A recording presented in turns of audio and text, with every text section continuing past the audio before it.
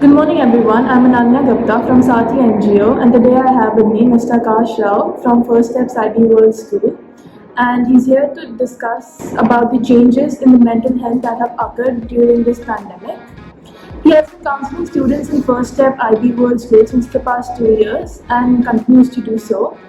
As we all can agree, a lot has changed during this pandemic, and through this interview, we're going to get to know about his experience regarding the same. So, as a school counselor, what type of changes have you noticed in the type of questions or discussions that students have had with you before and after the onset of the COVID-19 pandemic? All right. So before the COVID-19 pandemic, the students would generally ask questions and concerns around academic success or getting into the university or something that has got to do with their records on the report card. However, after COVID-19 hit us, I did see a change in the paradigm. The questions were more about uncertainty, fatalities, life in general, and whether they would see the future as they have been predicting it to be like. So a lot of changes in terms of their concerns. It shifted from the academic focus to general life focus when they used to come to us and discuss. Okay, so is this change positive, negative, or unexpected?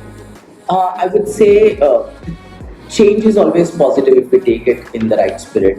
I was glad that the children were thinking about the fact that there is more to do in their lives at this stage beyond academics. And COVID-19 did teach them about the harsh realities of life.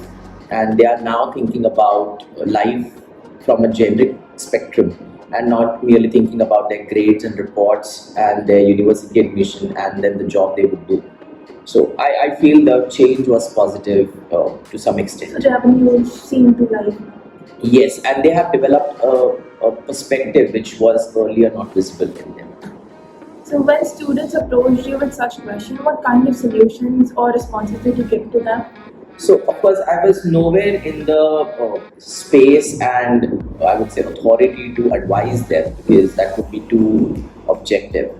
However, I did guide them in terms of trusting their inner strength, trusting the time, the power of prayers. We all believe that there is some supreme power which overpowers us and it would do the best for us as well. So, of course, having patience, resilience, not giving up. These were my suggestive tips for them. It did work to some extent, but for some, of course, the problems were so deep rooted. So, taking the counseling sessions from a different paradigm and giving them short term, gainable advices was my outlook. Okay. So do you think students will continue to have such worries in the future as well? Yes, especially the teenage group, I would say, who are at the cusp of growing up and they were somewhere midway with their school life and now getting to the real life experiences. They are the ones who are worried about what the future would look like. And the future is, of course, uncertain. We still don't know how would it unfold in the coming months and weeks. So yeah, I guess it would continue for a while in the future as well. So apart from students, what changes in the mental state of the teachers have you noticed? So teachers, certainly, of course, we are humans at the end of the day. We have our families to look after.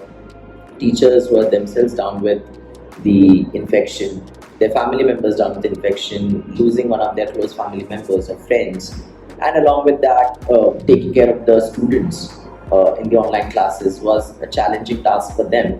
So the first and foremost issue or the challenge which they came up with was the feeling of being burnt out because they were overworking at home and also the school level work, shifting from on-site classes to online classes. For those who are never tech savvy or never explored technology to that level, they found it a bit challenging as it was time consuming and there was a kind of a negative impact on their health. And I would not just talk about physical or the biological health, but it's also the mental and emotional health.